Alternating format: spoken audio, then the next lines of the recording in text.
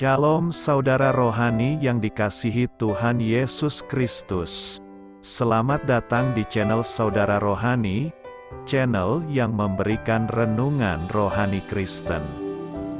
Selamat pagi, saya berdoa agar saudara sehat selalu. Semoga Roh Kudus hadir di tengah kita saat ini. Selamat datang di renungan rohani pagi hari ini. Sebelum kita mulai renungan pagi ini, marilah kita bersama-sama berdoa. Tuhan Yesus, terima kasih sudah membangunku pagi hari ini. Terima kasih atas penyertaan dan perlindungan Tuhan. Semua karena karunia Tuhan, kalau aku boleh menghirup udara segar dan menjalani aktivitasku seperti biasanya. Aku menyerahkan seluruh aktivitasku hari ini ke dalam kuasa tangan Tuhan. Jauhkanku dari yang jahat, ya Tuhan. Tuhan Yesus, tolong lindungi dan berkati aktivitasku hari ini. Tolong berkati juga keluarga dan teman-temanku, Bapa Surgawi, oleh karya Roh Kudus. Tolonglah aku untuk menjauhi segala sesuatu yang melukai hati-Mu. Ampunilah segala dosa kami, ya Tuhan. Dalam nama Tuhan Yesus, aku sudah berdoa, amin. Sahabat saudara rohani, pembacaan ayat emas Alkitab renungan kita hari ini terambil dari Yeremia 32 ayat 8-9. Kemudian, sesuai dengan firman Tuhan, datanglah Hanamel, anak pamanku, kepadaku di pelataran penjagaan, dan mengusulkan kepadaku.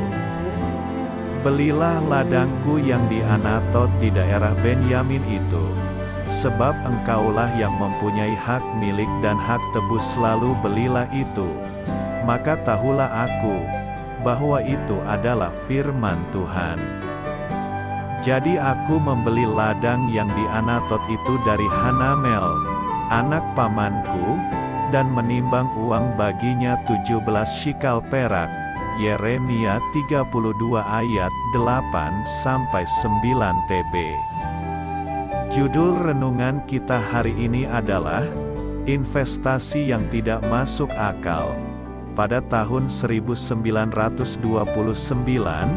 ketika perekonomian Amerika Serikat ambruk, jutaan orang kehilangan segalanya. Namun, tidak begitu dengan Floyd Odlum. Ketika semua orang panik dan menjual saham mereka dengan harga murah, Odlum terlihat bodoh dengan membeli semua saham di tengah kondisi masa depan bangsa yang hancur berantakan. Namun, perspektif Odlum yang bodoh itu justru membuahkan hasil. Karena tindakannya menjadi investasi yang menguntungkan selama puluhan tahun, Allah memerintahkan Yeremia untuk melakukan investasi yang kelihatannya tidak masuk akal. Ayat, belilah ladang yang di Anatot di daerah Benyamin itu. Yeremia 32 ayat 8, mestinya itu bukan waktu yang baik untuk membeli ladang. Seluruh negeri sedang menuju kehancuran. Antara Raja Babel mengepung Yerusalem, ayat 2, dan ladang manapun yang dibeli Yeremia akan menjadi milik Babel. Orang bodoh mana yang akan berinvestasi ketika segala sesuatu terancam hilang? Jawabannya, orang yang mendengarkan Allah, yaitu pribadi yang merancang masa depan yang tak terbayangkan oleh siapapun.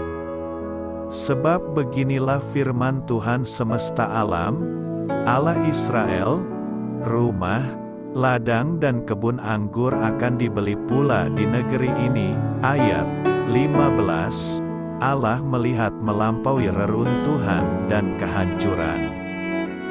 Dia berjanji akan membawa penebusan, penyembuhan, dan pemulihan. Investasi yang tidak masuk akal dalam hubungan dengan Allah atau pelayanan baginya tidaklah bodoh. Ketika Allah membimbing kita untuk melakukannya, itu justru merupakan tindakan yang paling bijak, dan kita perlu berdoa memohon hikmat untuk mengetahui bahwa memang Dialah yang memerintahkannya. Ketika Allah memimpin kita untuk melayani sesama, investasi kita yang terlihat bodoh menjadi tindakan yang bijaksana. Marilah kita renungkan. Kapan Anda merasa Allah meminta Anda melakukan investasi yang tidak masuk akal pada diri seseorang atau untuk suatu hal? Bagaimana tindakan itu menuntut Anda mempercayai Allah dengan cara yang tampak bodoh di mata orang? Hal ini patut kamu ketahui. Salah satu ciri utama kitab Yeremia adalah bahwa sang nabi terutama mencatat pesan yang diberikan Allah langsung kepada umatnya. Inilah peran utama seorang nabi. Karena para nabi berdiri di hadapan umat mewakili Allah dan menyampaikan rencananya untuk bangsa tersebut. Dalam tulisan Yeremia, hal ini jelas terbukti lewat frasa, "Beginilah firman Tuhan," yang muncul sekitar 150 kali dalam kitab ini. Itu artinya, 150 dari sekitar 430 kali kemunculan frasa tersebut di seluruh perjanjian lama. Hal ini jelas menunjukkan komitmen Yeremia untuk menyampaikan pesan Allah kepada umatnya.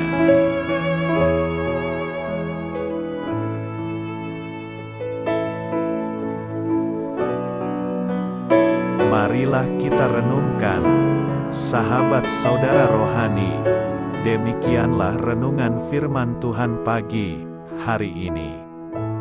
Semoga menjadi berkat menjadi hidup kita.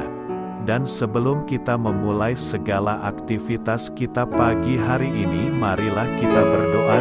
Selamat pagi Bapa. Malam hari telah berganti pagi.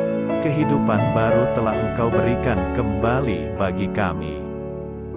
Bapa Surgawi, tolonglah aku menyadari kebutuhan orang lain, supaya aku dapat membagikan apa yang telah Engkau berikan kepadaku. Pada saat aku membutuhkan, berilah aku keyakinan bahwa Engkau akan mencukupkanku, melalui orang-orang yang mengasihi-Mu. Bukan karena kami pantas atau layak, namun karena kasih karunia-Mu, kami boleh ada, sebagaimana kami ada di pagi hari ini. Terima kasih Tuhan, atas kesempatan baru yang telah Tuhan berikan kepada kami. Untuk bisa memperbaiki diri agar kami bisa lebih layak di hadapan-Mu. Hari ini kami serahkan semua perkara dan kesulitan yang akan kami lalui ke dalam tangan-Mu. Biarkanlah kami bisa memuliakan-Mu dalam segala aktivitas yang akan kami lakukan. Amin. Biarlah firman Tuhan menjadi pengingat untuk kita semua, bahwa tuntunan dari Roh